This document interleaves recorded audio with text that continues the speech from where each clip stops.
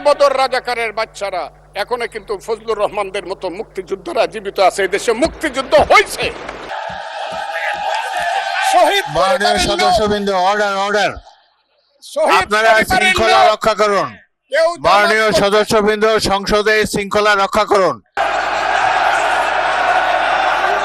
আমি আজকে আপনাদের কাছে বলতে চাই, মুক্তিযুদ্ধ এত সহজ জিনিস না। আপনি যে এখানে বসে আছেন, আপনি যে সালুটি করে যুদ্ধ করেছিলেন 4 দিন, কত লোক মারা গিয়েছে, কত সন্তান শহীদ হয়েছে। একটা বন্দুকের আওয়াজ, একটা কামানের আওয়াজ সিলেটে হয়েছে, আর আমি ময়মনসিংহে বসে সেই আওয়াজটি শুনেছি। সেই মুক্তিযুদ্ধের সঙ্গে যখন 1 মাসের গণ আন্দোলনকে তুলনা করা হয়, তখন মুক্তিযুদ্ধকে ছোট করা হয়। আমি মনে মনে ভাবি, হয়তোবা আমি মরে গেলেই ভালো হতো। আমি আজকে আপনাদের কাছে প্রশ্ন রাখতে চাই, 5ই আগস্টের পরে কি হলো? আমাকে একটু 5ই আগস্টের পরে কি হলো আপনারা জানেন? এইখানে ইউনূস সরকার ছিল, আমি শিল্পকলার সামনে থাকি। একটা গান হইতে পারে নাই, একটা নাটক হইতে পারে নাই, একটা লালনের গীতি হইতে পারে নাই, একটা বাউল গান হইতে পারে নাই। সব কিছু কালো শক্তি ধ্বংস করে দিয়েছিল। তারা বলেছিল কোন মুক্তিযুদ্ধ হয় নাই। 47-এর যুদ্ধ হয়েছে, আর 24-এর যুদ্ধ হয়েছে, আর 71-এ গন্ডগোল হয়েছে।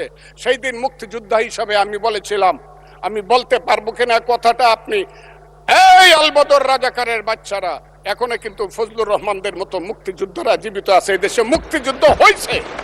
মুক্তিযুদ্ধ সত্য, 30 লক্ষ লোক জীবন দিয়েছে, এটাও সত্য। আমি যে কথাটা বলতে চেয়েছিলাম, বিরোধী দলের নেতা বলেছেন উনি মুক্তিযোদ্ধা পরিবারের লোক এবং উনি শহীদ পরিবারের লোক এবং উনি জামাত ইসলাম করেন। এটা ডাবল অপরাধ।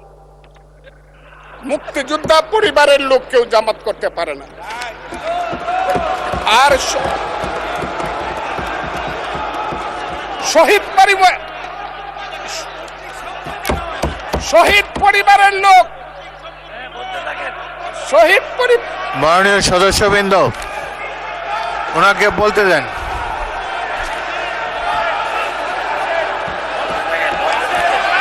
মাননীয় সদস্যবৃন্দ, অর্ডার অর্ডার, আপনারা শৃঙ্খলা রক্ষা করুন। মাননীয় সদস্যবৃন্দ, সংসদে শৃঙ্খলা রক্ষা করুন।